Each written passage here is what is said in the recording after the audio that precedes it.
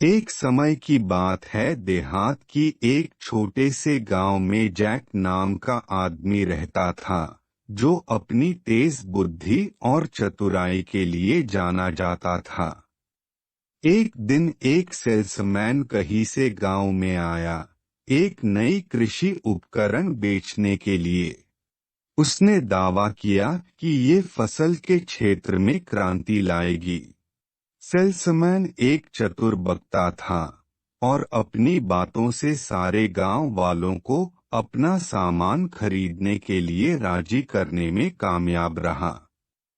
लेकिन जैक इतनी आसानी से मूर्ख नहीं बनने वाला था।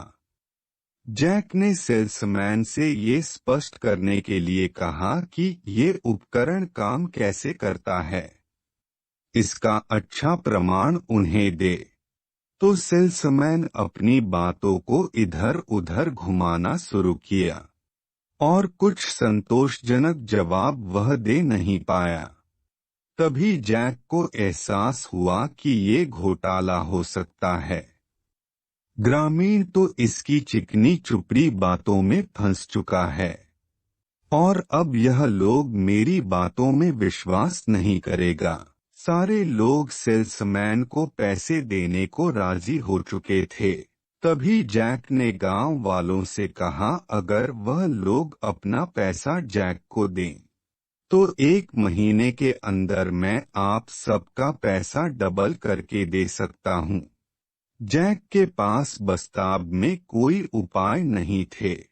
इसके बजाय 1 महीने में पैसा डबल की बात सुनकर लोग उसको पैसा देने को तैयार हो गया।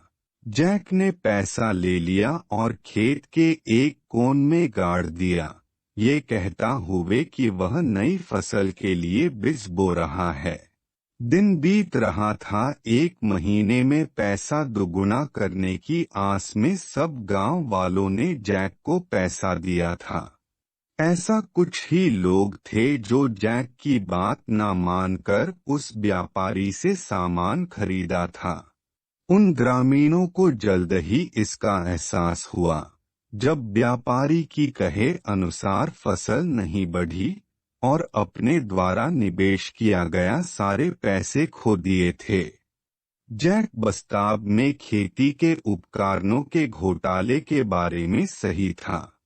1 महीने बाद जैक ने खेत की खुदाई की और गढ़े हुए धन को ग्रामीण के सामने प्रकट किया।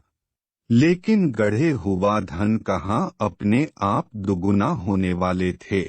वह तो जितना था उतना ही रहा। लेकिन चतुर व्यापारी के झांसे में आकर गलत निवेश करने से सीधे सादे गांव वाले बच गया था। तभी जैक ने गांव वालों को समझाया। उसने ऐसा उस चतुर व्यापारी के चंगुल से गांव वालों को बचाने के लिए किया था। भले ही 1 महीने में पैसा दुगुना नहीं हुआ, लेकिन उनके पास जितना था वह तो बच गया। गांव वाले चकित और प्रसन्न थे और जैक को गांव वालों ने घोटाले से बचाने के लिए धन्यवाद किया।